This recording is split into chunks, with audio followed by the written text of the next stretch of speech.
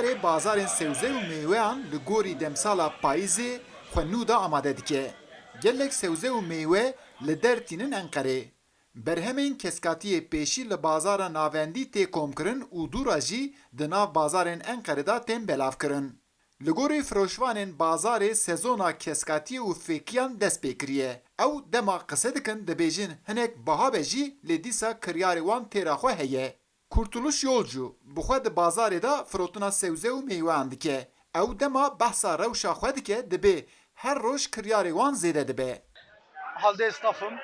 Ez di halê da esnafim. Karê min xirab nîne. Hêdî vedibe. Lê kemek giran e. Sezona me vebû. İnşallah kar jî vebe. Dixwaza me ew e ku kar vebe. Vê gawê hem yên din nan bixwin û hem jî em din nan bixwin inşallah. Her cure keskatî û fêkiyan li bazara Ursê de em dikarin bibînin. Di demên koronê da jî dîsa gelek kes danûstandinên xwe dikin. Firotina mêwe û sewzeyan li gorî him bazarvana baş be jî lê bazarvan Fuat Tamer him ji kêm firotinê û him jî bilindbûna bahayan gilî dike. Navım Fuat'a. 48 ساله مaya خوشم. کارگل ایجنی آیا 30 ساله مaya خوشا gittikçe batağa çu. این میرکه چه که کسی نزونه.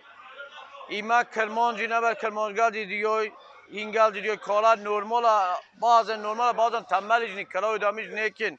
Vergi ödemiş nekin. Sigorta ödemiş nekin. Li gorî salek berê di bahayên sebze û mêweyan da gelek zêdebûn çêbûye.